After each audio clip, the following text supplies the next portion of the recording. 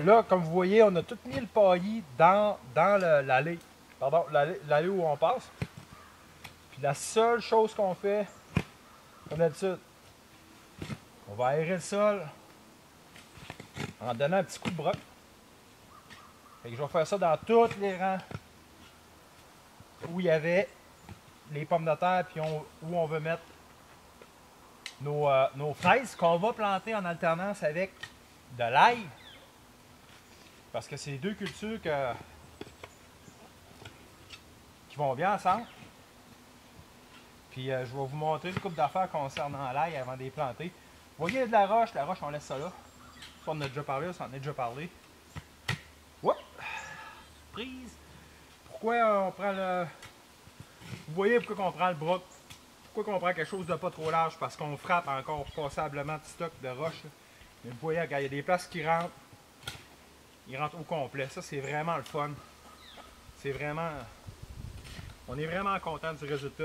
Fait que pas plus que ça. Après ça, on arrive avec nos fraises, puis on va vous montrer un peu comment on va les planter avec notre ail. Même préparation qu'on avait pour les pommes de terre, extraction de lombricompost. Je vais juste vous montrer. Un ver de terre, quand il y a assez d'oxygène, c'est capable de vivre assez longtemps dans l'eau. Fait que c'est sûr qu'il va y avoir pas mal de vers de terre là-dedans. Beaucoup de collemboles.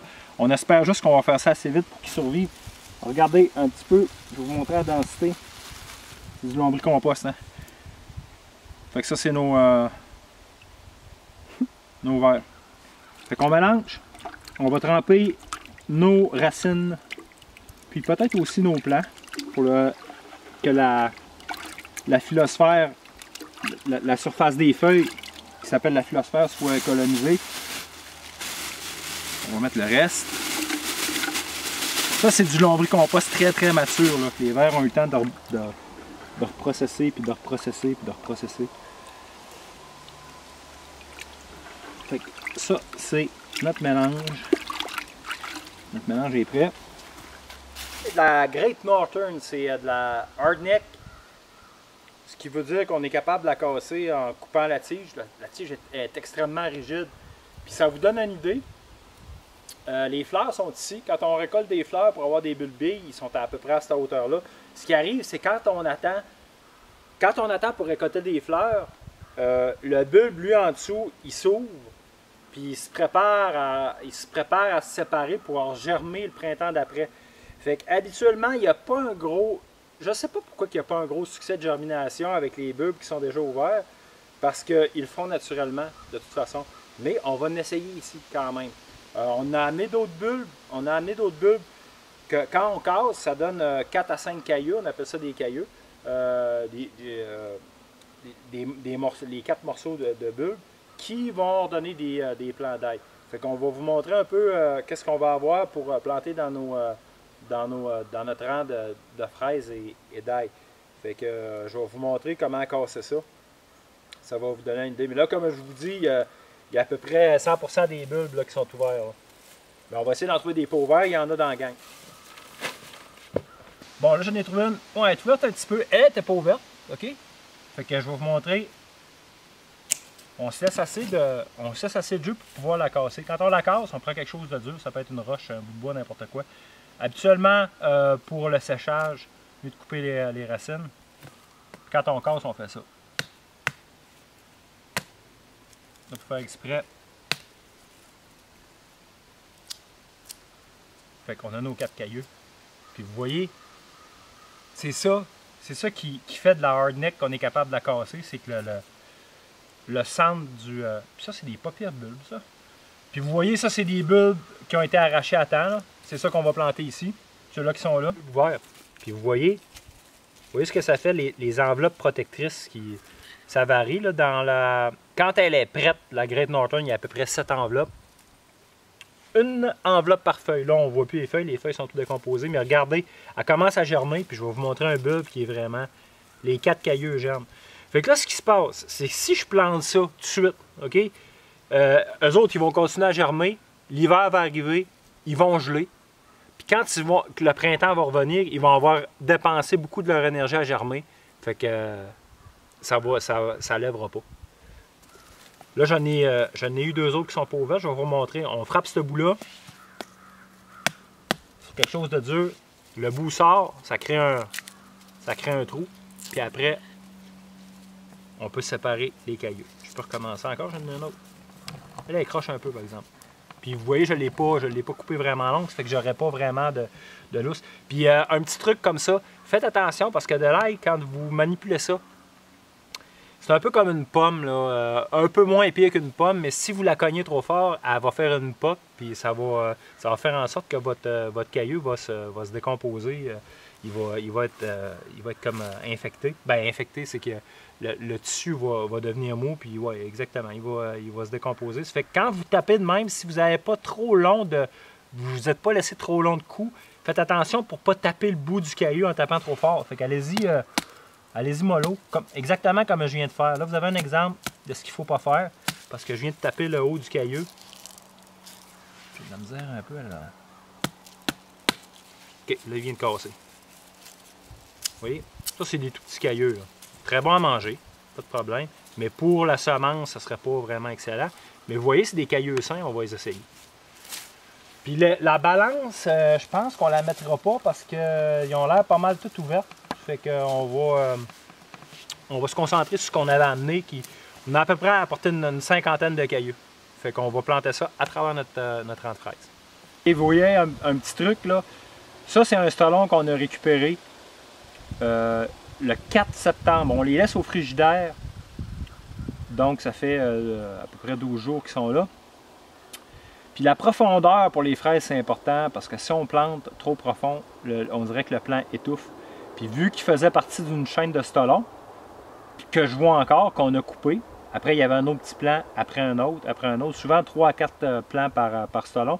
Le stolon qu'il y a là sur le côté, que je pointe avec mon doigt, il nous montre un peu la profondeur. On essaie de ne pas l'enterrer dans la terre parce que naturellement, il n'était pas dans la terre, c'était un stolon qui courait à la surface. Fait qu'on essaie de le laisser en haut de la terre, puis d'enterrer le reste des racines. Des fois, il y a un petit peu de racines qui dépassent, c'est pas grave. Vous allez avoir l'impression aussi que votre plant il est comme un peu mouvant, qui bouge dans le sol, c'est pas grave. Après, en plus, on rajoute du paillis. Fait que si on l'enterre trop creux dans la terre, puis on rajoute en plus du paillis par-dessus, le plant va étouffer, puis il va mal se développer. Fait que c'est ça que ça donne, puis je voulais vous montrer un peu, je peux le faire tout de suite. Quand on parle de tremper, c'est un peu comme avec les pommes de terre, mais je voulais vous montrer, on a quand même des feuilles après ça, je les trempe au complet. Puis il n'y a pas de problème là, avec ça. Là. Alors les racines sont inoculées comme le feuillage. Après ça, on transplante. Je vais vous expliquer un peu, on va vous montrer un peu ce que ça a donné notre transplantation. On va reparler, comme je vous disais, de la butte en polyculture, puis on va continuer avec ça. Vous pouvez voir, vous avez une idée un peu de notre rang. Qu'est-ce qu'on fait dans les rangs de fraises ici? On y va haute densité, c'est-à-dire le rang du fond. Là, le soleil, là, il va éclairer comme ça. Sa course, là, est comme ça. Fait que le rang le plus fort, on le met le plus loin de l'éclairage, si on veut. On fait un plan au 10 cm à peu près. Après ça, on fait suivre avec 2 autres rangs au 20 cm. OK? Pourquoi qu'on fait ça de même? Puis vous voyez, il y a à peu près la moitié du rang qui n'est pas planté. Le but de ça, c'est que, on sait qu'on va avoir de la perte. Même si quand on a fait le test, on a à peu près pas eu de perte parce qu'on l'a fait vraiment tard, puis il y a eu de la température froide pluvieuse. Là, on voit que les plants commencent déjà ils ont un petit choc de transplantation, là, ce qui est normal. Ils sortent d'un frigidaire qui était à 2 degrés. Là, il doit faire, ici aujourd'hui, peut-être 16, 18. Ils vont faner toute la gang, il n'y a pas de trouble, c'est normal. On va rajouter notre paillis qui est ici. Le but de ça, c'est que je vous parlais de la gestion manuelle des stolons tantôt. C'est que quand on a un rang, souvent avec la fraise, on peut semer au milieu du rang, puis les stolons vont se répandre d'un bord et de l'autre. Là, ce qu'on va faire, nous autres, vu qu'on veut faire des buttes permanentes, puis on ne veut pas vraiment se fixer de limite de temps pour nos fraises, si on va avoir notre rang là pendant 5 ans, on va essayer de voir ce que ça va donner au lieu de faire une rotation 3 ans comme il est recommandé. C'est que tous les stolons qui vont sortir de nos plants, on va les diriger vers le devant du rang. OK? On se pose pas de questions, on les met-tu par là dans l'allée, ils vont tous aller vers le devant du rang au soleil. Alors nos plants-mères vont grandir, puis nos stolons vont coloniser tout cet espace-là qu'on va pailler tantôt. Fait que pas de questions à se poser, aussitôt qu'il y a des stolons, on les oriente vers le milieu, vers l'autre moitié du rang qui est au soleil.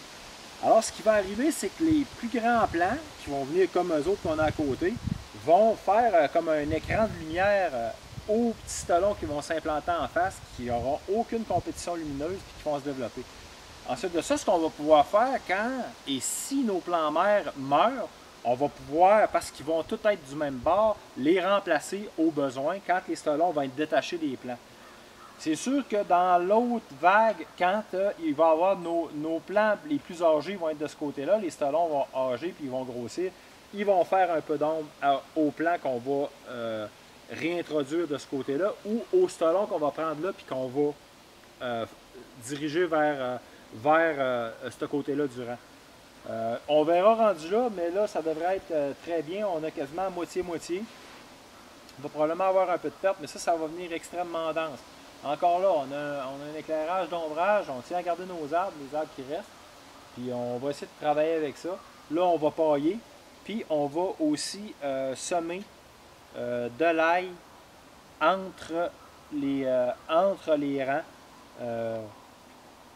Occasionnellement, là, on n'ira pas là, trop fort pour l'ail pour pas que ça fasse trop de compétition lumineuse, même si l'ail n'occupe pas vraiment beaucoup d'espace côté feuilles.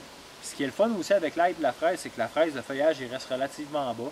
Un coup que l'ail va percer au-dessus du feuillage, elle nuira pas. Puis les systèmes racinaires ne sont pas censés se compétitionner là, tant que ça, parce que l'ail a un système racinaire quand même pas mal en cylindre. C'est ça que ça donne. Après ça, on paille. Vous voyez, on a rempli la petite butte en arrière. Puis on va remplir l'autre petit rang à patates full.